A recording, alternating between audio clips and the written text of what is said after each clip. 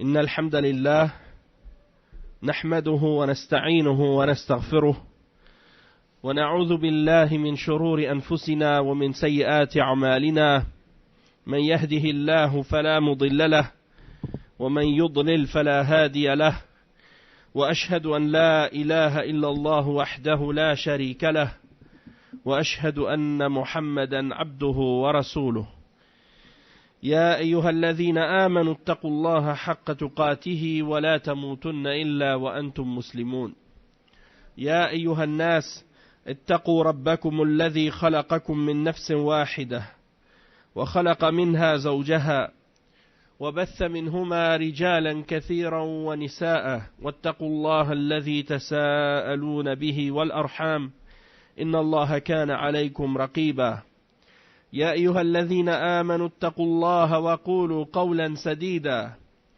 يصلح لكم أعمالكم ويغفر لكم ذنوبكم ومن يطع الله ورسوله فقد فاز فوزا عظيما أما بعد إن خير الكلام كلام الله وخير الهدي هدي محمد صلى الله عليه وسلم وإن شر الأمور محدثاتها وكل محدثة بدعة وكل بدعة ضلالة وكل ضلالة في النار أما بعد.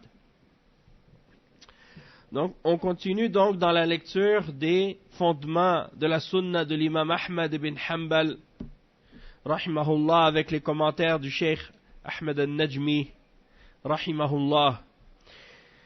Et donc l'imam Ahmad il continue dans l'explication et il mentionne et il énumère plusieurs des principes parmi les principes des gens de la sunna. Et on est arrivé, après avoir mentionné qu'on doit abandonner les bid'a et que toutes les bid'a sont des égarements, kullu bid'atin dalalah, on a expliqué au dernier cours. Maintenant, le cheikh Imam Ahmad il dit وَتَرْكِ الْخُصُومَاتِ وَالْجُلُوسِ مَعَ أَصْحَابِ الْأَهْوَاءِ, c'est-à-dire d'abandonner les disputes et les argumentations et le fait de s'asseoir avec les gens de la passion. C'est-à-dire que on ne va pas s'asseoir et débattre ou argumenter avec les gens de la bid'a. Et le cheikh, l'imam Ahmad, rahimahullah, et le cheikh Ahmed al-Najmi, il cite plein d'exemples, des paroles, des preuves du Coran et de la Sunna et des paroles du prophète sallallahu alayhi wa sallam, ainsi que des paroles des salafs au sujet justement du fait de ne pas s'asseoir avec les gens de bid'a et de ne pas débattre ou argumenter avec eux. Et on va lire ensemble les preuves que le cheikh Ahmed al-Najmi a citées par la suite. Donc il dit ad-dalilu ala dhalika qawluhu ta'ala وقد نزل عليكم في الكتاب أن إذا سمعتم آيات الله يكفر بها ويستهزأ بها فلا تقعدوا معهم حتى يخوضوا في حديث غيره إنكم إذن مثلهم. نعم, donc qu'est-ce que signifie ce verset? C'est le verset 140 dans Surat An-Nisa. Allah subhanahu wa ta'ala il dit, et nous avons fait descendre sur toi dans le livre que si vous entendez les versets d'Allah et que les gens sont en train de s'en moquer, de les renier et de s'en moquer, alors ne vous asseyez pas avec eux. Si vous entendez des gens qui sont en train de rejeter les versets d'Allah et de se moquer des versets d'Allah, alors ne vous asseyez pas avec eux jusqu'à ce qu'ils parlent d'autre chose, jusqu'à ce qu'ils entrent dans une autre discussion. Parce que innakum idhan mithluhum, sinon, si vous restez avec eux, dans ce cas-là, vous êtes pareil comme eux.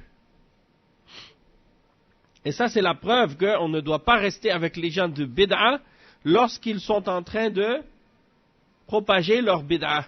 Parce que c'est une forme de moquerie envers la sunna, une forme de rejet des versets d'Allah subhanahu wa ta'ala également. il mentionne dans un hadith, il dit وفي الحديث الصحيح عن النبي صلى الله عليه وسلم قال من سمع بالدجال فلينأ عنه ما استطاع فإن الرجل يأتيه وهو يحسب أنه مؤمن فما يزال به حتى يتبعه لما يرى معه من الشبهات. Donc le cheikh il explique dans ce hadith, il mentionne ce hadith qui est rapporté par Abu Daoud selon Imran ibn Hussein et authentifié par Cheikh Al-Albani dans Mishkat Al-Masabih. Il dit que le prophète sallallahu alayhi wa sallam a dit, si vous entendez parler du Dajjal et qu'on vous dit que le Dajjal est apparu et qu'il est sorti, allez dans l'autre direction. C'est-à-dire, si on vous dit que le Dajjal s'en vient de telle direction, allez dans l'autre direction. C'est-à-dire, écartez-vous de lui, éloignez-vous de lui le plus possible. Car l'homme pensera qu'il est croyant. Un homme pensera qu'il est fort, qu'il est croyant, qu'il est mu'min. Et donc, en voulant dire, moi, j'ai pas peur du Dajjal, je suis croyant, j'ai la foi forte. Et il continuera il ira vers lui en pensant qu'il sera capable de résister à ses arguments, à ses ambiguïtés et aux doutes qu'il va jeter sur lui. Et il va finir à la fin par le suivre à cause de toutes les shubuhat qu'il va lui lancer. À cause de toutes les shubuhat que le Dajjal va lui lancer, toutes les ambiguïtés et les doutes qu'il va mettre dans son cœur, à un point tel qu'à la fin, il va commencer à le suivre. Donc, ça veut dire que quand tu vois le Dajjal, tu dois t'en écarter. Et il y a des gens de bid'a qui ont des caractéristiques semblables à ce Dajjal, puisqu'ils mélangent la vérité et le faux, et qu'ils mettent des doutes dans le cœur des croyants au sujet de ce qu'ils savent de la religion, et ils arrivent à les faire dévier et à les faire changer de voie. Et donc, c'est très dangereux. Lorsque ce hadith a été mentionné dans les livres de hadith, un des ulama de l'islam, parmi les ulama de la sunna, qui s'appelle Al-Sheikh Ibn Battah, l'imam Ibn Battah, qu'est-ce qu'il a dit? L'imam Ibn Battah est né en 234 et il est mort en 387. Ibn Battah, il dit, en commentant sur le hadith du Dajjal, هذا قول رسول الله صلى الله عليه وسلم وهو الصادق المصدوق فالله معشر المسلمين لا يحملن أحدا منكم حسن ظنه بنفسه وما عهده من معرفته بصحة مذهبه على المخاطرة بدينه في مجالسة بعض أهل هذه الأهواء فيقول أداخله لأناظره أو لأستخرج منه مذهبه فإنهم أشد فتنة من الدجال وكلامهم ألصق من الجرب وأحرق للقلوب من اللهب ولقد رأيت جماعة من الناس كانوا يلعنونهم ويسبونهم في مجالسهم فجالسوهم على سبيل الإنكار والرد عليهم فما زالت بهم المباسطة وخفي المكر ودقيق الكفر حتى سبوا إليهم. Donc qu'est-ce qu'il dit l'imam Ibn Battah? Une parole très incroyable, très forte en signification pour commenter sur le hadith à propos du Dajjal. Et il dit que cette parole, c'est la parole du messager d'Allah, sallallahu alayhi wa sallam. Wa huwa as-sadiq al-masduq. As-sadiq, celui qui est véridique, al-masduq, celui en qui les gens croient quand ils parlent.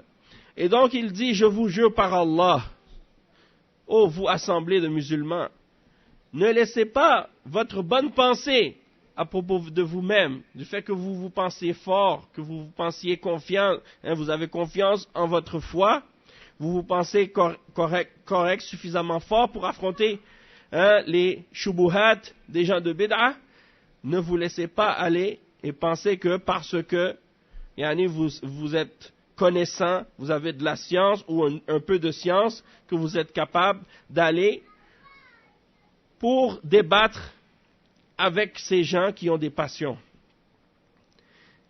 Il dit, yani, tu connais la voie des salafs, tu as étudié, tu as un peu de science. Et donc tu t'imagines que, étant donné que tu as assez de connaissances, je vais aller m'asseoir avec les gens de bid'a, et tu dis comme excuse ou comme prétexte pour t'asseoir avec eux, je vais débattre avec eux. Je vais argumenter avec eux. Ou bien, je vais discuter avec eux pour essayer d'extraire les croyances de leur groupe ou de leur secte. C'est quoi leur tendance, c'est quoi leur point de vue, c'est quoi leur position vis-à-vis de chaque question de la religion. Hein? Donc, qu'est-ce qu'il dit, le cheikh ensuite? Il dit, faites attention et ne pensez pas que ces raisons-là sont une bonne raison d'aller vous asseoir avec eux, même si vous prétendez que c'est pour une bonne raison, dans le but de découvrir leur position ou de débattre avec eux, parce que leur fitna, elle est plus grave que la fitna du Dajjal. Et leur parole, elle reste en toi plus que quelqu'un lorsqu'il est mordu par la rage. Et elle brûle les cœurs plus que les flammes, les flammes du feu. Et il dit, j'ai vu un groupe d'entre les gens qui au début les maudissaient, les insultaient dans leurs assemblées quand ils étaient entre eux. Et puis finalement, ils sont allés s'asseoir avec eux pour les réfuter et pour débattre avec eux, pour argumenter contre eux et condamner ce qu'ils font et ce qu'ils disent. Et ils ont commencé à être à l'aise avec eux et les autres ont utilisé avec eux toutes sortes de ruses subtiles et différentes formes subtiles de mécréance jusqu'à ce qu'ils rentrent complètement vers eux et qu'ils les suivent complètement. Nasallallahu al-afiyah. Il dit ensuite, وعن أنس وقد جاءه رجل فقال له يا أبا حمزة لقيت قوما يكذبون بالشفاعة وبعذاب القبر فقال أولئك الكذابون فلا تجالسهم. On a demandé à Anas ibn Malik, le sahabi, sa kunya c'est Abu Hamza. On lui a demandé, Ya Aba Hamza, j'ai rencontré un groupe de personnes qui renient la foi en l'intercession au jour de la résurrection. Et ils renient également le châtiment de la tombe. Alors qu'est-ce qu'il a dit? Anas, il a répondu et il a dit, ceux-là sont les menteurs. Ce sont les menteurs. Alors ne t'assois pas avec eux. Ne vous assoyez pas avec eux. C'est Anas ibn Malik, celui qui était au service du messager d'Allah sallallahu alayhi wa sallam dans sa vie. Donc il dit, وقال وعن ابن عباس رضي الله عنه قال لا تجالسوا أهل الأهواء فإن مجالستهم ممرضة للقلوب. C'est-à-dire que Ibn Abbas, il a dit, ne vous asseyez pas avec les gens de la passion, c'est-à-dire les gens de bid'a. Parce que le fait de s'asseoir avec eux, ça rend les cœurs malades. Ça rend les cœurs malades. Il dit, وقال أبو الجوزاء وهو أوس ابن عبد الله الربعي. أبو الجوزاء. Donc il dit, كان من كبار التابعين قال لأن يجاورني كردة وخنازير أحب إلي من أن يجاورني أحد منهم يعني أصحاب الأهواء. Donc ça vous montre à quel point les salafs ils détestaient les gens de la bid'a. Qu'est-ce qu'il dit Abu al-Jawza, ce grand tabi'i, il dit, je préférerais avoir comme voisins des porcs, des singes et des porcs, que d'avoir comme voisins l'un d'entre eux, c'est-à-dire les gens de la passion.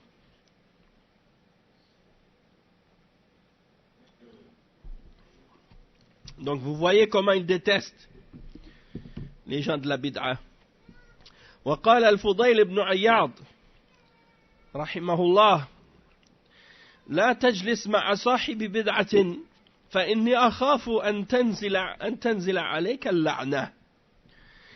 Al-Fudayl ibn Iyad, il dit, ne t'assois pas avec les gens, une personne qui est sur la bid'a, parce que je crains que la malédiction tombe sur toi. Parce que là où se réunissent les gens de bid'a, ou là où il y a les gens de la bid'a, il y a la malédiction d'Allah. Donc si tu t'assois avec eux, tu risques d'être frappé toi aussi par cette malédiction. Et c'est pour cette raison que Al-Fudayl ibn Iyad, il dit, ne t'assois pas avec l'innovateur, parce que je crains que la malédiction tombe sur toi.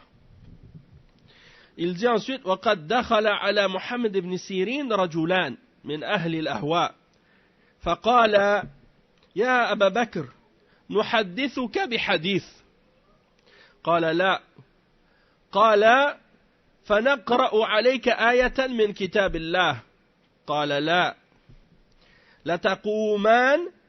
لتقومان عني أو لأقومن فخرج فقال بعض القوم يا أبا بكر ما كان عليك أن يقرأ عليك آية من كتاب الله قال إني خشيت أن يقرأ علي آية فيحرفانها فيقر ذلك في قلبي. Donc ça c'est la narration au sujet de l'imam Muhammad ibn Sirin, qui est un parmi les imams, parmi les tabi'in, les élèves des sahaba. Il dit que deux hommes parmi les gens de la bid'a sont venus pour parler avec lui. Ils ont dit à Muhammad ibn Sirin, et sa kunya c'est Abu Bakr. Donc il dit, Abu Bakr, on veut te citer un hadith. Il a dit non, je ne veux pas entendre un hadith de vous. Il a dit, on veut te réciter un verset du livre d'Allah. Il a dit non, je ne veux pas.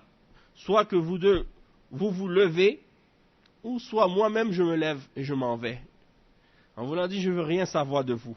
Alors qu'est-ce qu'ils ont fait? Ils se sont levés et ils sont partis. Il y avait des gens qui étaient près de l'imam Muhammad ibn Sirin, ils ont dit, oh Abu Bakr, tu ne pouvais pas les laisser te réciter un verset du livre d'Allah? Il a dit, je crains qu'il me récite le verset en question et qu'il me le déforme dans sa compréhension. Hein?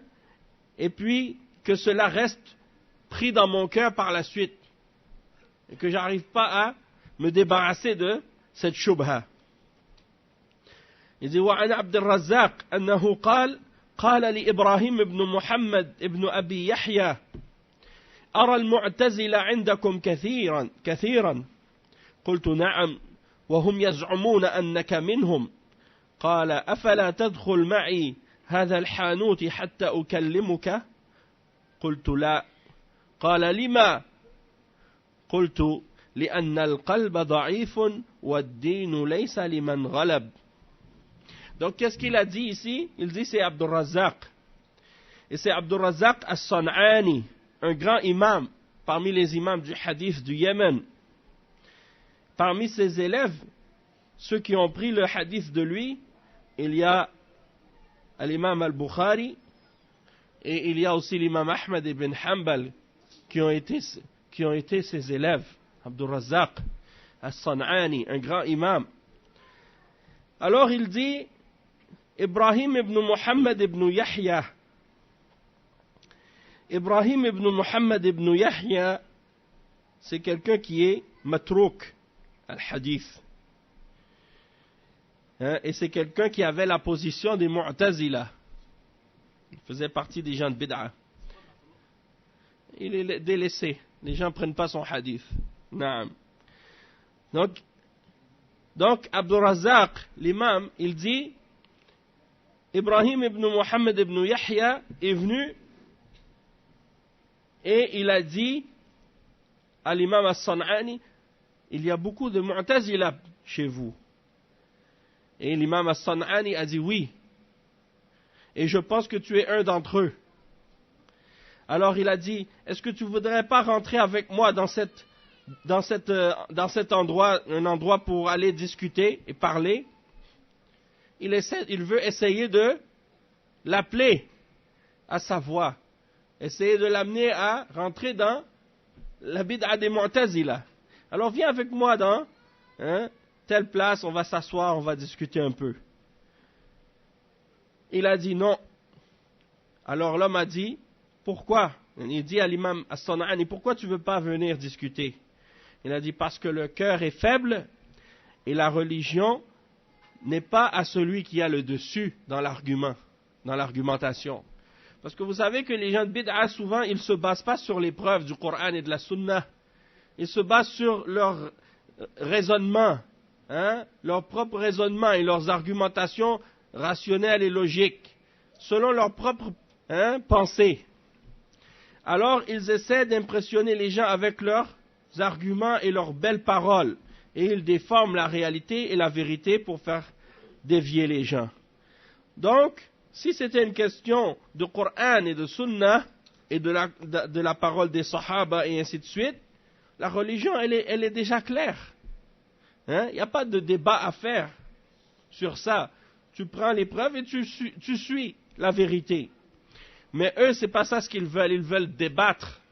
Et vous verrez qu'en grande partie, si des gens de bid'a parlent avec vous et vous leur citez des preuves, ils viennent toujours avec quelque chose pour essayer de contrer les preuves, pour essayer de rejeter les preuves, en citant des choses qu'ils ont lues dans les journaux, ou en citant des choses qu'ils ont vues à la télé, ou en donnant des exemples d'arguments, des shubuhat de leur propre tête.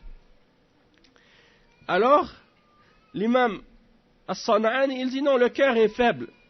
Et la religion, c'est pas à celui qui a le dessus dans le débat. C'est possible que tu argumentes avec quelqu'un qui est dans l'égarement, puis que tellement il parle bien, et tellement qu'il a un beau discours, que tu ne sois pas capable d'avoir le dessus sur lui dans l'argumentation et dans le débat. Et que quand les gens qui sont autour entendent cette personne, quand il te parle, les gens ont l'impression que c'est lui qui a raison sur toi. Alors que, qu'est-ce qu'il dit? C'est contraire au Coran et à la Sunna. Et qu'est-ce que toi tu dis? C'est basé sur les preuves. Donc c'est pour ça. Et vous voyez ça même à la télévision, des fois, quand ils font des débats entre un musulman et un non-musulman. On dirait qu'ils font exprès tout le temps de choisir le musulman qui ne sait pas bien s'exprimer, qui ne parle pas bien français, ou bien qui ne connaît pas bien la religion, puis ils vont ramener devant lui un laïc ou un athée qui s'exprime parfaitement, qui sait très bien s'exprimer, qui parle très bien, et donc le débat est inégal. Quand quelqu'un regarde le débat, il dit, bon, c'est le non-musulman, ou bien c'est le laïc qui a gagné le débat. Pourquoi? Parce que ils ont pris quelqu'un qui est musulman, mais qui ne connaît pas bien la religion, ou bien qui ne sait pas bien s'exprimer. Donc, ce n'est pas parce que tu as le dessus dans le débat que c'est toi qui as nécessairement raison. On peut avoir l'impression que c'est toi qui est plus fort dans l'argumentation, mais tu défends le faux. Donc, c'est ça que l'imam As-San'ani est en train d'expliquer. Il dit ensuite, وعن مبشر ابن إسماعيل الحلبي قال قيل للأوزاعي إن رجلا يقول أنا أجالس أهل السنة وأهل البدعة فقال الأوزاعي هذا رجل يريد أن يساوي بين الحق والباطل. Là, c'est là que vous voyez exactement comment les salafs, ils distinguaient entre les gens par rapport à leur fréquentation et par rapport aux gens avec qui ils restaient.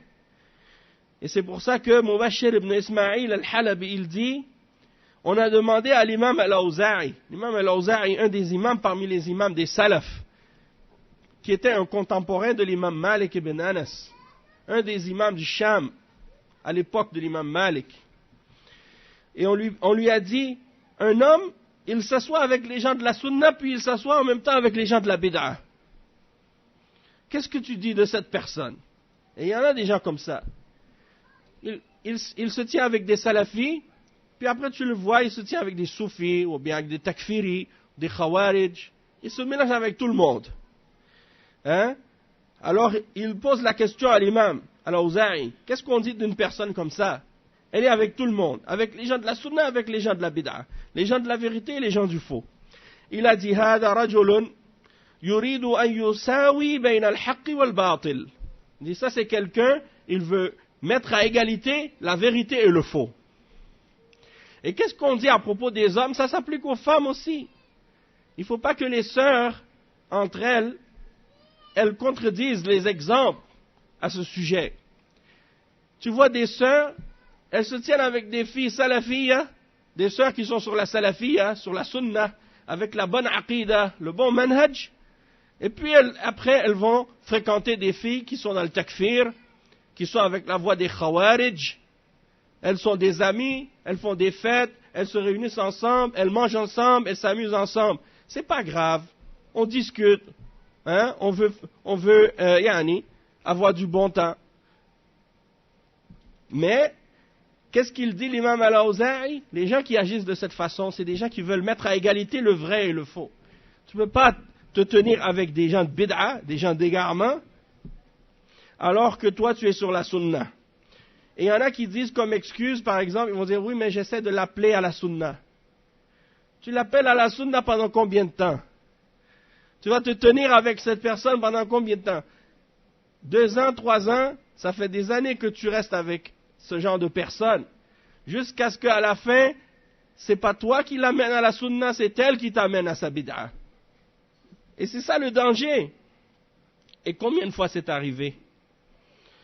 Et qu'est-ce qu'il a dit l'imam Ibn Battah comme commentaire à cette parole de l'imam al-Awza'i? Il a dit, Sadaqa al-Awza'i. أقول إن هذا رجل لا يعرف الحق من الباطل ولا الكفر من الإيمان وفي مثل هذا نزل القرآن ووردت السنة عن المصطفى صلى الله عليه وسلم قال الله تعالى وإذا لقوا الذين آمنوا قالوا آمنا وإذا خلوا إلى شياطينهم قالوا إنا معكم. Donc l'imam Ibn Battah, il commente les paroles de l'imam al-Awza'i et il dit, l'imam al-Awza'i a dit vrai. Cet homme qui fréquente les gens de la sunna et qui fréquente les gens de la bid'a, c'est quelqu'un qui ne connaît pas la vérité du faux. Il ne distingue pas entre le vrai et le faux, ni entre la mécréance et la foi. Et c'est à propos de ce genre de personnes que le Coran a été révélé et que la sunna du Mustafa, c'est-à-dire le prophète Mohammed sallallahu alayhi wa sallam, a été, il y a des hadiths qui ont été mentionnés à ce sujet-là.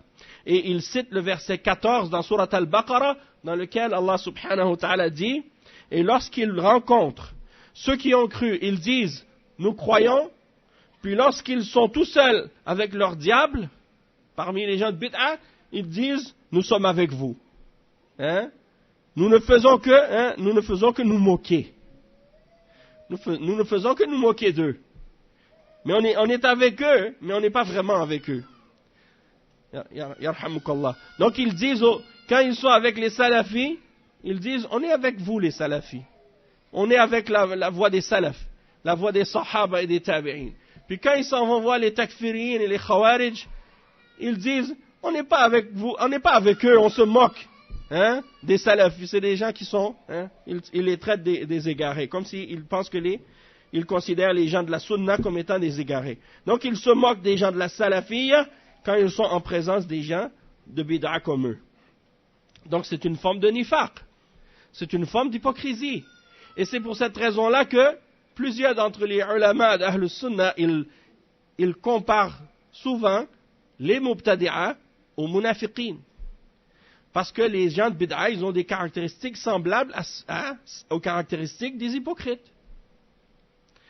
Et il dit ensuite, وَلِأَهْلِ الْبِدَعِ وَالْأَهْوَاءِ عَلَامَاتٌ يُعْرَفُونَ بِهَا مِنْهَا الْوَقِيعَةُ فِي أَهْلِ الْأَثَرِ قال أبو حاتم الرازي رحمه الله علامات أهل البدع الوقيعة في أهل الأثر.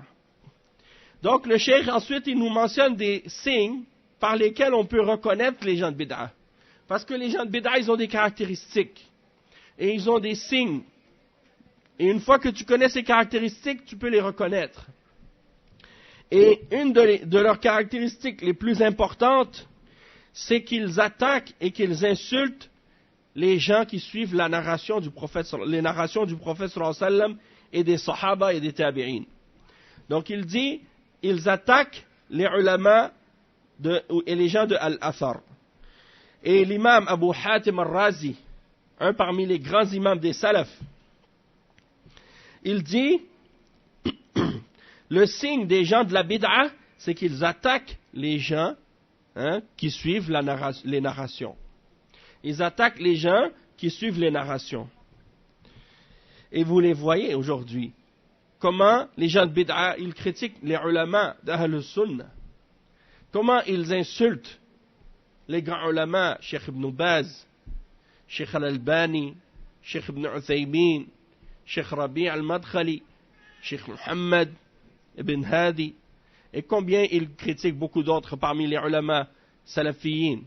Et ils les traitent de murji'ah, ils les traitent de ulama sultan, on dit c'est des savants qui sont à la solde des dirigeants, ce sont des murji'ah, et ils disent à leur sujet plein de choses de ce genre.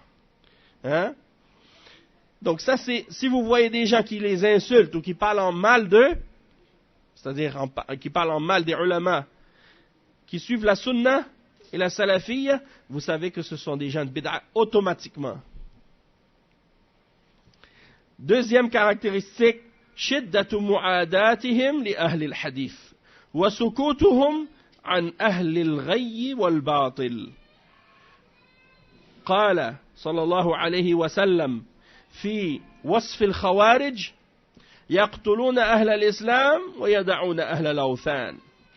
Donc le cheikh il dit, une des caractéristiques que tu trouves chez les gens de bid'a, c'est qu'ils détestent et ils ont une grande animosité envers les gens du hadith, envers les gens qui suivent la sunna. Et ils se taisent vis-à-vis des gens de la déviation et du faux. Donc quand c'est des gens de bid'a et des gens de l'égarement, ils ne disent pas un mot contre eux. Quand c'est des gens de la sunna, ils n'ont que de la haine et des critiques. Et ça ressemble à la description des Khawarij. Quand le prophète sallallahu alayhi wa sallam a parlé d'eux, il a dit, il tue les gens de l'islam et il délaisse les gens qui adorent les idoles. Les idolâtres, il ne leur touche pas un cheveu. Et les musulmans, ils ne s'attaquent qu'à eux. Et on voit les exemples de ça, chez beaucoup d'entre les mubtadi'a à notre époque. Et si vous êtes au courant, par exemple, de certaines choses par rapport à, justement, la voix de certains d'entre ces groupes contemporains, comme les Sururiya, par exemple, eh bien, ces gens-là, c'est un bon exemple de ça. Quand c'est la question, par exemple, de parler contre les ulama, comme je vous ai mentionné tout à l'heure, Cheikh Al-Albani, Cheikh Ibn Uthaymin, Cheikh Ibn Baz, à l'époque où ils étaient vivants, ces gens-là, ils prétendaient les respecter et les aimer. Puis, ils les poignardent, ils les insultent et les critiquent dans le dos, en disant d'eux, « Ah, mais ces savants, ils ne comprennent pas la réalité de l'époque actuelle, ils ne savent pas qu'est-ce qui se passe dans le monde. » Ils sont devenus trop vieux, ou bien ils vont dire d'eux, c'est des savants qui ne comprennent que les règles qui ont rapport avec le sang des femmes et les menstruations, ou bien ils vont dire d'eux, ce sont des murji'ah, c'est-à-dire ils font sortir les actions de la foi. Pourquoi ils disent ça? Parce que eux, ils veulent faire le takfir des dirigeants, et ces savants-là ne déclarent pas les dirigeants mécréants. Alors, ils les accusent d'être des murji'a à cause de ça. Donc, ça, c'est des exemples. Mais quand ils parlent des gens de bid'a et de dalal, comme Al-Qardawi, et comme Hassan al-Turabi, et d'autres également qui sont apparus dans le temps, ils disent rien contre leurs égarements qui sont apparents et évidents. Quand tu vois par exemple que Qardawi dit des paroles comme par exemple que les juifs et les chrétiens sont nos frères, ou bien quand il dit à propos des élections en Israël, et il critique les élections dans les pays arabes. Il dit, je félicite Israël pour les élections qu'ils ont eues. Ils ont gagné avec une petite majorité. Il dit, tandis que nous, dans nos pays arabes, le dirigeant, il gagne les élections avec 99,99% des voix. Il dit, même si Dieu se présentait aux élections à sa création, il n'aurait même pas ce pourcentage de vote. Et quand on a fait entendre à Cheikh Ibn Uthaymin cette parole, sans lui dire qui avait dit cette parole, Cheikh Ibn Uthaymin a dit, celui qui dit cette parole, on doit lui demander de se repentir. Et sinon, s'il refuse, il devrait être exécuté selon la charia de l'islam, c'est-à-dire par le dirigeant dans un pays musulman. Donc ça c'est un exemple. Un autre exemple, pendant par exemple, lorsqu'il y a eu la mort du pape Jean-Paul II, eh bien il a fait une présentation à la télévision et il a souhaité la miséricorde sur le pape et il a dit que Dieu le récompense pour tout le bien qu'il a fait et la sincérité qu'il avait dans la propagation de sa religion et ainsi de suite. Déjà qu'on sait que dans l'islam, on n'a pas le droit de souhaiter la miséricorde pour le kafir lorsqu'il meurt, et demander pardon pour le kafir, c'est pas permis. Et en plus de dire que Allah le récompense pour la sincérité qu'il a eue dans sa religion et dans la propagation de sa religion, il a propagé le kufr et le shirk. Et il essaie d'appeler les hommes à l'enfer et à l'adoration des hommes au lieu d'adorer le Créateur. Il appelle à l'adoration de la créature au lieu de l'adoration du Créateur. Il appelle au shirk et au kufr. Et il dit ce genre de choses à son sujet. Pourtant, tu n'entends pas un mot de critique chez les gens, chez ces takfiriyin et ces hizbiyin contre ce genre de personnages. Et il y a beaucoup d'autres exemples aussi. À l'époque où, par exemple, Hassan al-Turabi, bon maintenant je ne sais pas, j'ai entendu qu'il est mort, Allahu a'lam, mais les gens à l'époque, quand il avait pris le pouvoir au Soudan, les hizbiyin, ils disaient, ça y est, il y a un État islamique maintenant en Soudan. Pourquoi? Parce que les Ikhwan avaient pris le pouvoir au Soudan à ce moment-là. Alors tout le monde disait, ça y est, ça c'est un vrai État islamique.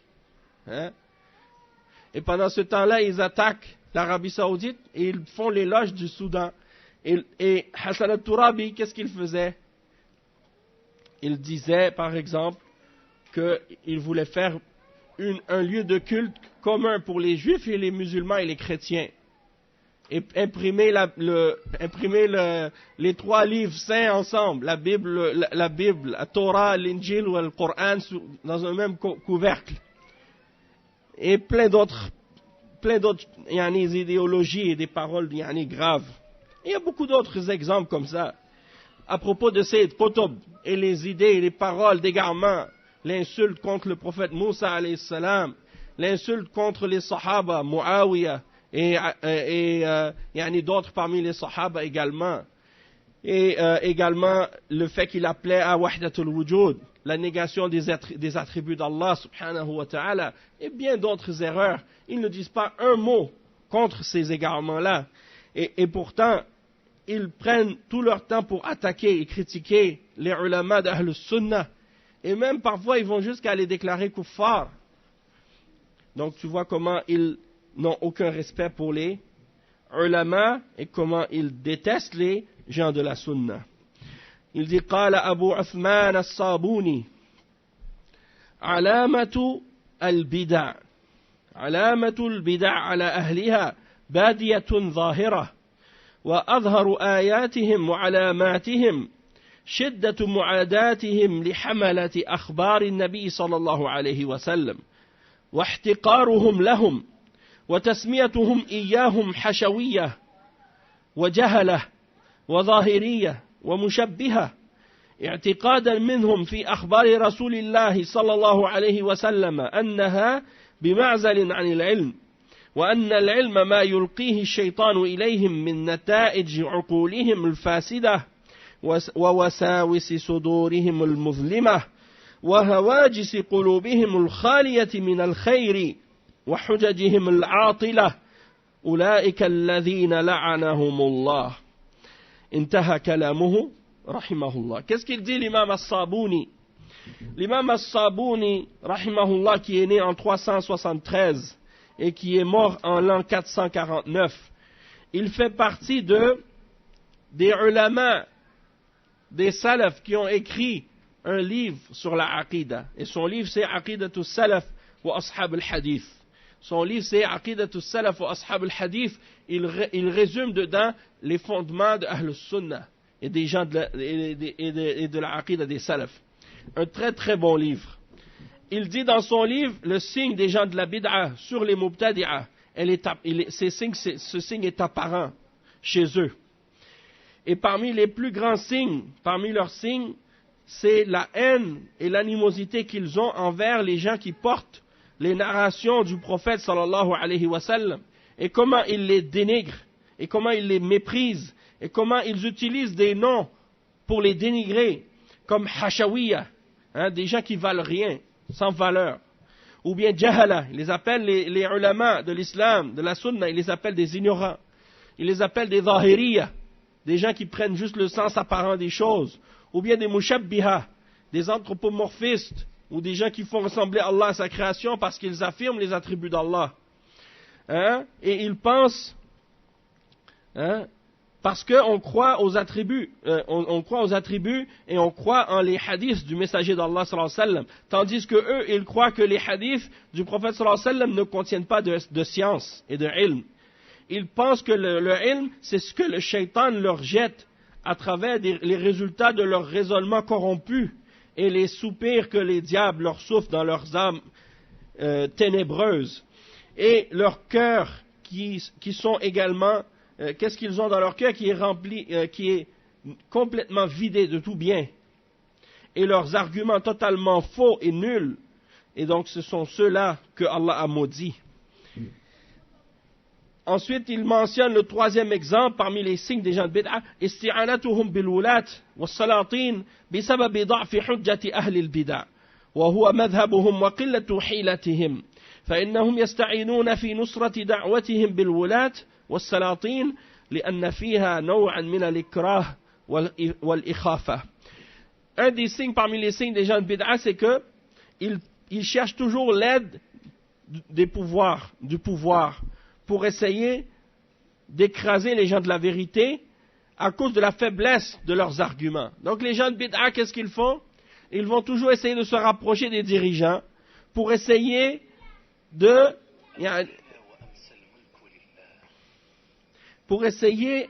faire passer leur position et de faire arrêter les gens qui appellent à la sunna. Comme ils ont fait à l'imam Ahmed. Les Mu'tazila, quand ils ont entouré le khalifa, ils ont dit au khalifa al-Ma'moun, il faut arrêter tous ces imams, tous ces ulama, tous ces juges, tous ces gens qui enseignent la aqida des salaf, parce qu'ils refusent de dire que le Coran est créé. Donc il faut les arrêter, il faut les enfermer, il faut les torturer, il faut les tuer. Et c'est ce qu'ils ont fait. Ils cherchent à s'approcher du dirigeant pour avoir un pouvoir, pour imposer leurs fausses croyances parce qu'ils n'ont pas d'argument. Et donc, ils utilisent la force. Au lieu d'utiliser l'argument et les preuves, ils n'ont pas de preuves. Ils n'ont pas d'argument. Donc, qu'est-ce qu'ils font? Ils utilisent la force. Et celui qui a la force, c'est qui? C'est le dirigeant. Donc, ils essaient de se rapprocher du dirigeant pour le convaincre de suivre leurs égarements. La même chose qu'ils ont fait à l'époque de Ibn Taymiyyah, rahimahullah. Ils ont essayé de se rapprocher d'eux pour dire aux dirigeants, ce Ibn Taymiyyah, il fait des problèmes, il cause du désordre, il contredit l'ijma', ils disent des choses, des mensonges sur lui, pour le faire arrêter. Et c'est pour ça que Ibn Taymiyyah, rahimahullah, il a passé une grande partie de sa vie en prison, et même qu'il est mort en prison, rahimahullah. Pourquoi? Parce qu'il défendait la aqida des salafs, il affirmait les attributs d'Allah, et ils défendaient le tawhid d'Allah. Et ça, les gens de bid'a, ils détestaient ça. Et ils essayaient justement de se rapprocher de l'autorité pour essayer de lui faire des problèmes. Donc ça, c'est un des exemples. Et le cheikh, il dit, étant donné que dans leur voix, il y a peu Ah non, ok. Barakallahu fik. Étant donné qu'ils ont peu de moyens, ils cherchent donc à défendre leur position de faiblesse en se rapprochant des dirigeants parce qu'il y a dedans une contrainte et une force qui fait peur. Un autre exemple, al-ijtihad wal-ghulu fi al-ibada.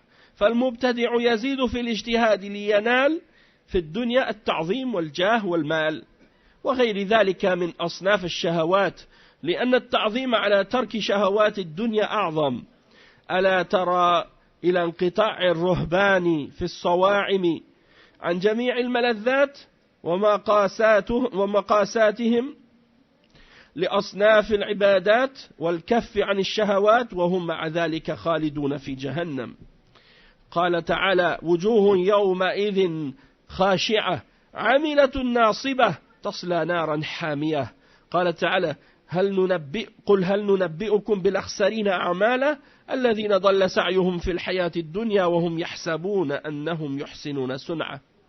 Le cheikh il explique que parmi les signes des gens de bid'a, c'est qu'ils vont essayer de faire des adorations à l'extrême. Parce que le mubtadi', quand tu le vois faire des efforts dans l'adoration et qu'il fait beaucoup d'adoration, la raison pourquoi il fait ça, c'est parce qu'il veut obtenir les éloges des gens et le respect des gens et obtenir de l'argent et une position grâce à ces adorations-là. Hein? Et donc, il utilise ce moyen-là pour impressionner les gens, pour que les gens les élèvent. Et donc, ils font croire aux gens qu'ils abandonnent les plaisirs de la vie d'ici-bas et qu'ils abandonnent tout de ce monde pour se faire des éloges. Et il dit, regardez les moines et les moines dans les monastères, comment ils s'isolent et ils se coupent de tous les plaisirs et ils font toutes sortes d'adorations et ils s'abstiennent de toutes sortes de plaisirs et de désirs et de tentations et malgré tout ils sont éternellement en enfer parce que ce sont des mouchriquins, des moines chrétiens. Donc c'est la même chose pour des gens qui sont dans la bid'a et dans l'égarement. Ils font beaucoup d'adoration, mais est-ce que ça veut dire qu'ils sont sur la vérité? Non. Et l'imam, justement, Abdullah ibn Abbas, il disait ça à propos des Khawarij, parce que le prophète sallallahu alayhi wa sallam, il a décrit les Khawarij en disant qu'ils faisaient beaucoup d'adoration. Et Abdullah ibn Abbas a dit les Juifs et les moines, les Juifs et les moines, ils font plus d'adoration que les Khawarij. Et ils sont dans l'égarement. Donc la quantité d'adoration, en apparence, qu'est-ce qu'ils font pour impressionner les gens? C'est pas quelque chose qui va les sauver. C'est pas quelque chose qui va les sauver de l'égarement.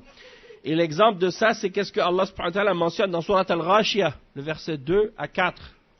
Il dit wujuhun yawma idhin khashi'ah amilatun nasibah tasla naran hamiyah.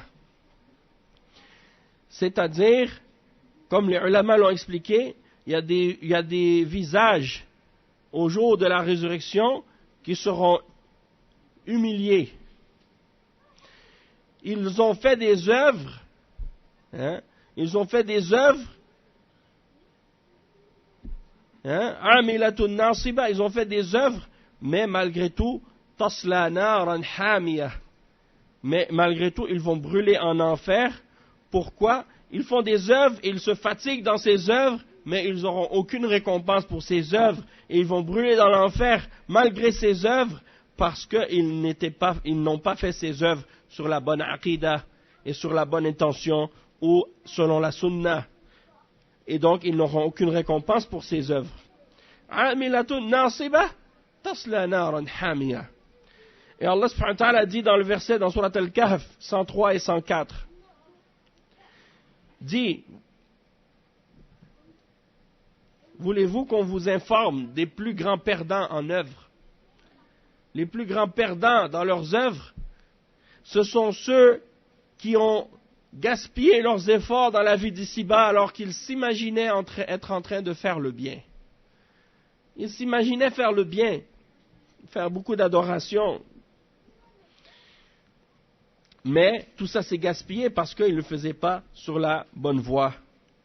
Il dit وَمَا ذَاكَ إِلَّا لِخِفَّةٍ يَجِدُونَهَا فِي ذَلِكَ الِالْتِزَامِ وَنَشَاطٍ يُدَاخِلُهُمْ وَيَسْتَسْهِلُونَ به الصعب بسبب ما دخل النفس من الهوى فإذا بدا للمبتدع ما هو عليه ظاهره محبوبا عنده فما الذي يصده عن الاستمساك به والازدياد منه وهو يرى أن أعماله أفضل من أعمال غيره واعتقاداته أوفق وأعلى كذلك يضل الله من يشاء ويهدي من يشاء وقد يفتتن البعض بالمبتدعة لما يرون عندهم من التزهد والتخشع والبكاء أو غير ذلك من كثرة العبادة وليس هذا مقياسا صحيحا في معرفة الحق فقد قال النبي صلى الله عليه وسلم لأصحابه في وصف أهل البدع يحقر أحدكم صلاته عند صلاتهم وصيامه عند صيامهم وقراءته عند قراءتهم. Donc le cheikh il dit, ces gens-là ils trouvent une facilité dans l'adoration qu'ils font, ils trouvent une légèreté là-dedans à cause de la passion qu'ils ont dans le cœur. Et donc ça paraît pour le mubtadi' comme quelque chose qui est aimé pour lui. Et en réalité, ces gens-là, étant donné que leur croyance est déviée, ils n'auront aucun succès, ils sont dans l'égarement, malgré toutes les bonnes œuvres qu'ils peuvent faire, ils n'auront pas le fruit de cela. Il dit, c'est ainsi que Allah égare qui il veut et il guide qui il veut. Et il dit, c'est possible que certaines personnes soient testées et éprouvées par les mubtadi'ah, parce que quand ils les regardent, ils voient que c'est des gens qui abandonnent la vie, qui abandonnent les plaisirs, ils montrent qu'ils sont des gens qui sont, comme on dit, zuhad, en arabe on dit zuhad, c'est-à-dire des gens qui sont comme les gens qui s'éloignent des plaisirs de la vie d'ici-bas, dans le sens qu'ils délaissent tout, les plaisirs, et donc les gens ont une bonne impression de eux. Ils disent ça, c'est des gens, ils n'aiment pas la dunya. Ils montrent une certaine humilité, une certaine piété. Quand ils récitent le Coran, ils pleurent. Quand ils parlent de l'islam, ils pleurent. Quand ils parlent du paradis et de l'enfer devant les gens, ils commencent à pleurer. Les gens voient ça, ils disent, oh, mashallah, ça c'est un homme qui est pieux. Ils voient qu'il fait beaucoup de prières, beaucoup de jeûnes, beaucoup d'adoration. Alors les gens sont impressionnés par ces choses-là. Mais tout ça, des fois, c'est que du cinéma. Ils font ça, c'est juste du cinéma pour impressionner les gens. Et c'est pas de cette façon-là qu'on doit juger. C'est pas la bonne règle pour distinguer entre la vérité et le faux. Parce que le prophète sallallahu alayhi wa sallam a décrit les gens de bid'a, comme les khawarij, en disant d'eux, si les sahaba regardent la prière des khawarij, ils vont mépriser leur prière à côté de leur prière. Ça veut dire quoi, ils vont mépriser leur prière? Ils vont dire, eux, ils prient beaucoup plus que nous, et beaucoup plus profondément que nous. Quand tu les regardes, on dirait que, ils sont concentrés et ils prient avec beaucoup de dévotion, beaucoup de force. Et ils prient des prières longues pendant la nuit. Ils ont des marques de prosternation qui montrent que ce sont des gens qui prient sans cesse. Donc les sahaba méprisent leur prière à côté de la prière des khawarij. Et ils méprisent aussi leur jeûne à côté du jeûne des khawarij. Et leur récitation du Coran, ils récitent le Coran sans cesse. Ils le récitent et ils le récitent et ils le mémorisent. Tandis que, eux non, pas à ce point-là. Donc quand ils voient ça, les gens voient ça, ils disent, mais ça c'est des gens pieux. C'est des gens religieux, c'est des gens bons, des bons musulmans. Alors que ça ne veut rien dire, puisque le prophète sallallahu alayhi wa sallam dit d'eux, juste après ça, qu'ils vont quitter l'islam aussi rapidement qu'une flèche passe à travers un animal quand on tire dessus. Et quand la flèche sort de l'autre côté, il n'y a aucune trace de sang sur la flèche, pour montrer qu'elle est passée tellement rapidement que, c'est comme si elle n'y était même pas restée dedans. Donc, ils sont sortis de l'islam aussi vite qu'ils sont rentrés. Il dit, tandis que les gens de la sunna, ils ont quelques caractéristiques. Et le cheikh, il mentionne 9 caractéristiques des gens de la sunna. En résumé, il dit, وَأَمَّا أَظْهَرُ عَلَامَاتِ أَهْلِ السُّنَّةِ فَأَوَّلًا دعوتهم إلى كتاب الله أي إلى متابعته والعمل به. La première caractéristique des gens de la sunna, c'est qu'ils appellent au Coran, au livre d'Allah, c'est-à-dire à le suivre et à l'appliquer. ثانيا تفسيرهم له بالأثر أي بالسنة وتفسير الصحابة والتابعين.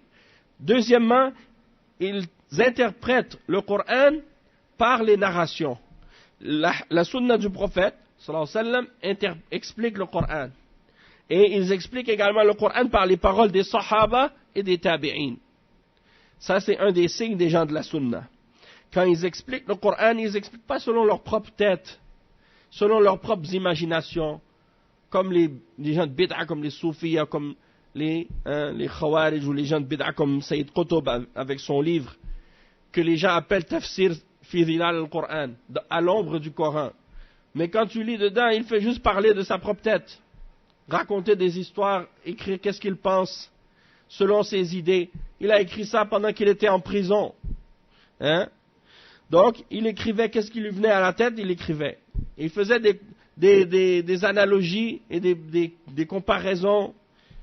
Il écrivait ça. Et c'est un écrivain, un journaliste. Donc il savait, il avait une belle plume. Il savait bien écrire.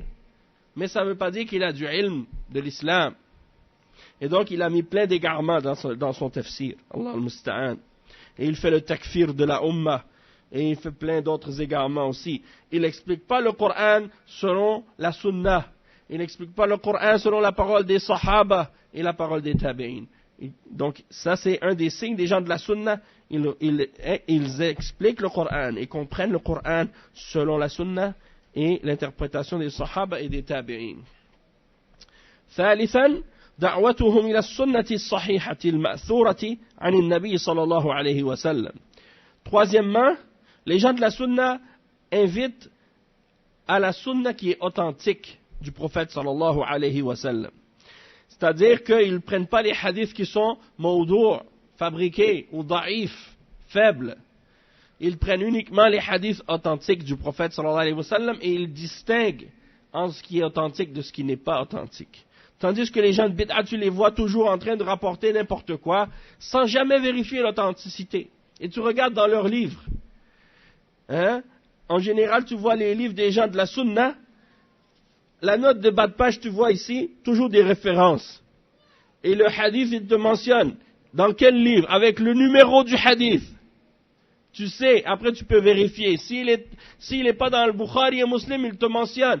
Est-ce qu'il est authentifié par Sheikh Al-Albani ou par d'autres parmi les ulama de hadith? Oui ou non? Tandis que tu lis les livres des gens de bid'a. Regardez comment leurs livres sont écrits. Il dit, Qala Rasulullah sallallahu alayhi wa sallam, et c'est tout. Et tu lis, il te dit un hadith. Après, tu ne sais pas de quel livre ce hadith est sorti. Est-ce que c'est un hadith qui est sahih ou da'if? On ne sait pas. Donc, c'est pour dire, ils font aucune attention à ça. L'important pour eux, c'est juste de dire qu'est-ce qu'ils veulent dire, sans vérifier l'authenticité. Et ça, c'est dangereux. C'est très dangereux, c'est très grave aussi. Et ça appelle à l'égarement. Et ça, c'est ce que tu retrouves dans les livres des gens de la bid'a, Allah al-Musta'an. Il dit, quatrièmement, i'tiqaduhum annaha hiya al-mubayyinatu li kitabillahi wal mufassiratu lahu. C'est-à-dire que les gens de la Sunna, ils croient que la Sunna, c'est elle qui explique le livre d'Allah et qui l'interprète. Donc la Sunna explique le Coran et interprète le Coran. خامسا محبة السنة ومحبة أهلها وحملتها واعتقاد أنهم هم الذين يحفظ الله بهم الدين وقد زين الله سبحانه قلوب أهل السنة ونورها بحب علماء السنة فضلا منه جل جلاله. Cinquièmement, l'amour de la sunna et l'amour des gens de la sunna et de ceux qui portent la sunna en eux. Et de croire que ce sont par eux que Allah préserve la religion de l'islam. Et que Allah subhanahu wa ta'ala a embelli le cœur des gens de la sunna et a illuminé les cœurs des gens de la sunna par l'amour des ulama de la sunna. Et que ça c'est une faveur de la part d'Allah subhanahu wa ta'ala. Et donc ça c'est un des signes des gens de la sunna. Un exemple de ça, قيل لأبي بكر ابن عياش من السني من السني قال الذي إذا ذكرت عنده أو ذكرت الأهواء لم يتعصب لشيء منها الذي إذا ذكرت الأهواء لم يتعصب لشيء منها انتهى كلامه. On a posé la question à Abu Bakr ibn Ayyash. C'est qui le sunni? C'est qui le sunnite, le vrai sunni? Pas juste comme on a dit hier, celui qui pense que être sunni c'est juste le contraire du chiite. Hein? Que si tu n'es pas chiite, tu es sunnite automatiquement. Non, on a expliqué ça hier. On demande à l'imam Abu Bakr ibn Ayyash, c'est qui le sunni? En réalité, qu'est-ce qu'il veut dire? C'est qui est salafi? C'est qui suit la compréhension des salafs? C'est qui suit le manhaj des salafs et la aqida des salafs, qui est vraiment sur la sunna, hein? Qui suit la religion d'Allah et la sunna du messager sallallahu alayhi wa sallam et sa sharia. C'est qui le vrai sunni? Il répond en disant, c'est celui que lorsqu'on lui mentionne les gens, la passion ou les bid'ah, il ne se fâche pour aucune d'entre elles. Si on lui mentionne une secte ou un égaré ou un innovateur, et qu'on le critique devant lui, il ne va pas se fâcher pour aucune d'entre elles. Pour aucun d'entre elles. Tandis que si c'est un mubtadi', tu critiques devant lui les gens de bid'a qu'il aime, il va se fâcher avec toi. Tu critiques les khawarij, il va se fâcher. Tu critiques les soufiyas, il va se fâcher. Tu critiques Jamaat Tabligh, il va se fâcher. Tu critiques les ikhwan devant lui, il va se fâcher. Tu critiques les Mu'tazila, les Asha'ira et toutes les autres sectes, il va se fâcher devant. Pourquoi? Parce que il va te dire, mais pourquoi tu critiques ces gens-là? Pourquoi tu les critiques? Ils font du bien. Hein? Ils font des bonnes choses. Ce sont des musulmans. Pourquoi tu les critiques? Pourquoi? Parce que tu critiques les gens qui sont sur la voie de l'égarement. Et il se fâche parce que lui, il aime les gens de l'égarement. Mais le vrai sunni, il ne se fâche pas pour ça. Au contraire, quand il entend quelqu'un qui réfute les gens de bid'a et qui clarifie la vérité à leur sujet et qui met en garde contre leurs égarements, il est content de ça. Et il se réjouit de ça. Ça, c'est le vrai sunni. Mais celui, quand tu mets en garde contre les innovateurs, et contre les hizbiyin, et contre les takfiriyin, et contre les autres, tu le vois, il commence à s'énerver. Hein? Peut-être il y en a parmi les gens, parfois ils viennent à la mosquée, salafi. Mais il n'est pas salafi. Il vient, il parle à personne, il parle jamais. Il s'assoit, il écoute. Tout d'un coup, on commence à bombarder avec les arguments et les preuves. Tous les innovateurs et les gens de bid'a, là, il ne peut plus se retenir. Ça l'énerve tellement qu'il se lève et il sort. Hein? Donc ça, c'est pas un vrai sunni. Le vrai sunni ne se fâche pas quand on critique les gens de l'égarement. Au contraire, il est content.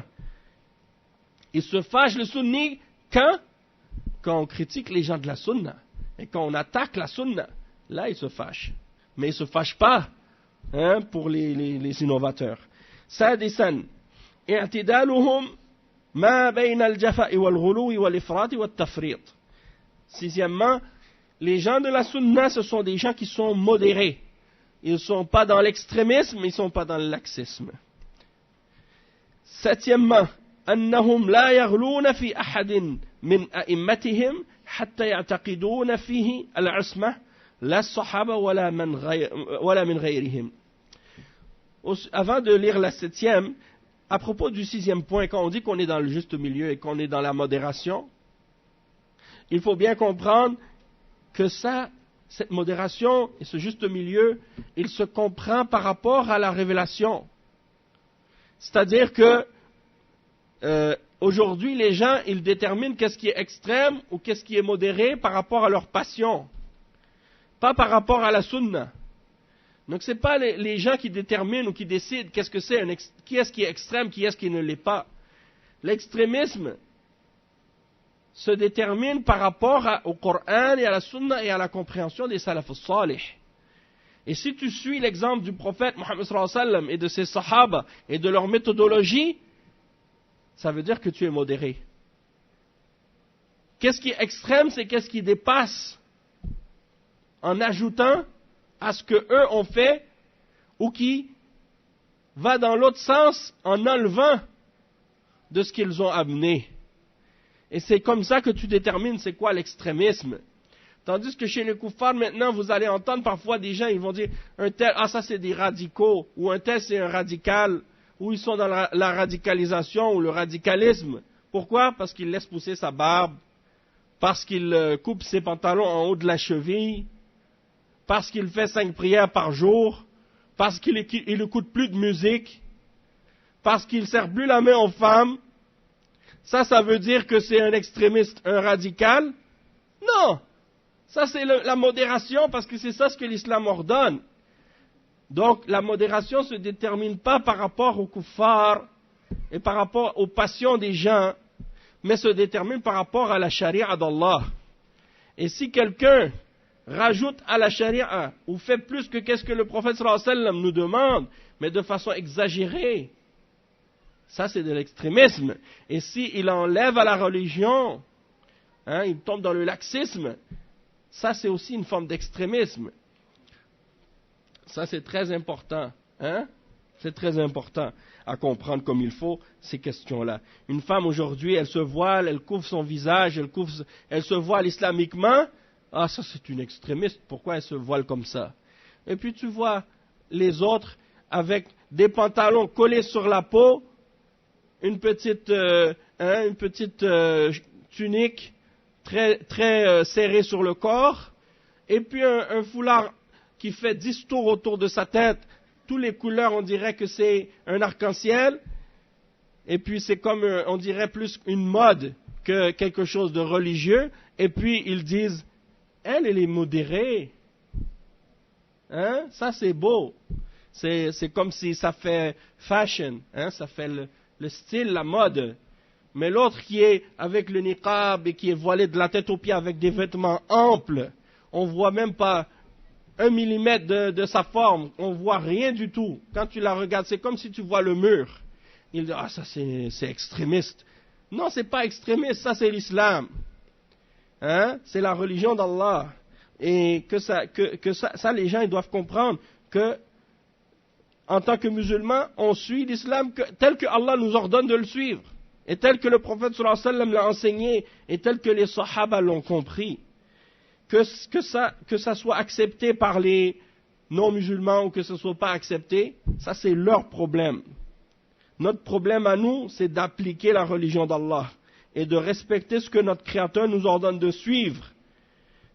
Et c'est pour ça que les ulama disent, si vous êtes dans un endroit et que vous avez la difficulté à pratiquer votre religion comme Allah vous le demande, eh bien c'est un devoir pour vous dans ce cas-là de quitter cet endroit et d'aller vivre dans un endroit où vous pouvez mettre en pratique votre religion de façon libre, sans avoir des difficultés et sans avoir des contraintes dans votre religion. Que vous êtes obligé de faire des excuses et de chercher des prétextes pour adorer Allah. Alors que quand vous êtes dans un pays musulman où vous pouvez pratiquer votre religion, on vous donne toute la liberté pour adorer Allah. C'est comme une fois j'ai rencontré un monsieur pakistanais en Arabie Saoudite. Il dit quand j'étais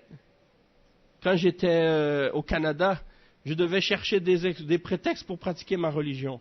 Il dit ici je dois chercher des prétextes pour ne pas la pratiquer. Allah al-Musta'an. Donc c'est pour dire. Mais dans le sens qu'il y a des sociétés qui te poussent vers le bien et qui te poussent vers le fait qui t'amènent à essayer de devenir un meilleur musulman. Tandis qu'il y a d'autres sociétés qui essaient toujours de te décourager, de te diminuer, de t'éloigner de ton adoration et qui t'amènent en fait vers l'enfer. Donc, c'est ça qui est dommage et c'est ça qu'il faut faire attention.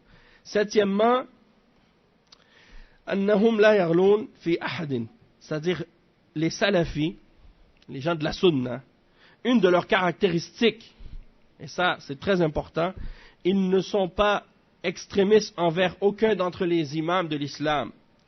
Et ils ne croient pas à propos d'aucun d'entre les imams que cet imam est infaillible, qu'il ne fait jamais d'erreur, non.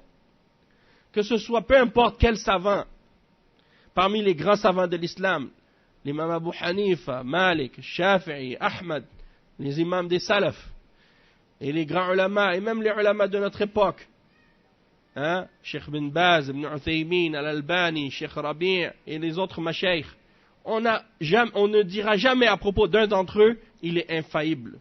Tout ce qu'il dit, c'est vrai à 100%. Il ne se trompe pas, jamais de la vie. Tu ne trouveras jamais un salafi qui dit ça ou qui croit ça. Hein? Même les grands imams, comme Cheikh l'Islam Ibn Taymiyyah, il peut faire des erreurs. Et s'il fait des erreurs, on corrige cette erreur et on clarifie la vérité à son sujet. Il dit même les sahaba, ils peuvent se tromper, ils sont pas infaillibles. Et donc si eux, ils peuvent se tromper, tous ceux qui viennent après aussi peuvent faire des erreurs. Donc ça c'est très important. ثامنا أنهم يبغضون أهل البدع ويتعبدون الله أو يتعبدون لله بمجاهدتهم وبيان حالهم وبدعهم حتى يحذرها الناس ويحذروهم. Donc il dit, huitièmement, c'est que les gens de la bid'a, les gens de la sunna détestent les gens de la bid'a, ils les détestent.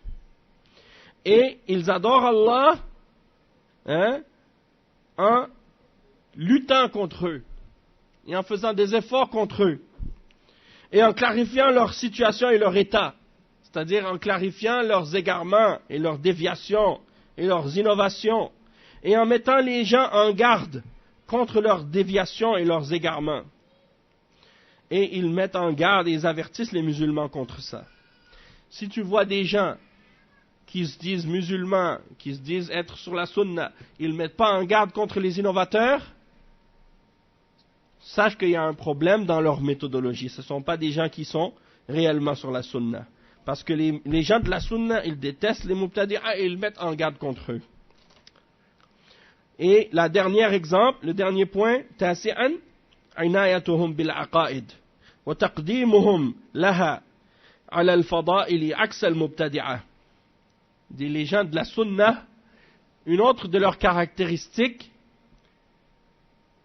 c'est qu'ils donnent de l'importance à la aqida et aux croyances de la sunna et des croyances de l'islam, le tawhid, hein, et les différents fondements de la croyance islamique.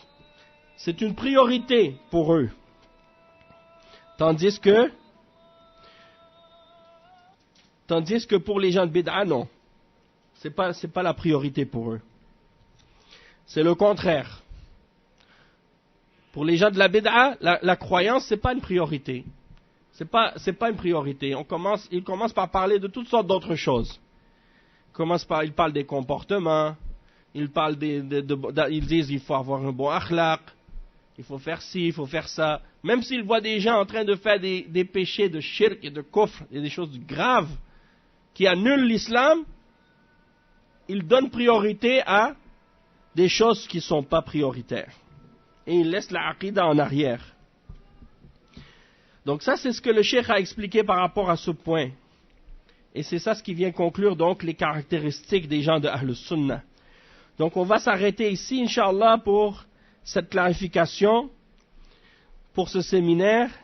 Et Inch'Allah, on continuera la suite de cette aqida dans les prochains séminaires, Inch'Allah, qui auront lieu durant le mois de mai, soit à la mosquée Farouk, ou bien le séminaire qui aura lieu également dans d'autres mosquées. On vous donnera les détails de ça, Inch'Allah, durant la semaine, bi'idhnillah. Subhanakallahumma wa bihamdik, ashhadu an la ilaha illa ant, astaghfiruka wa atubu ilayk, wa sallallahu wa sallam ala nabiyyina Muhammad, wa ala alihi wa sahbihi ajma'in. Wassalamu alaykum wa rahmatullahi wa barakatuh.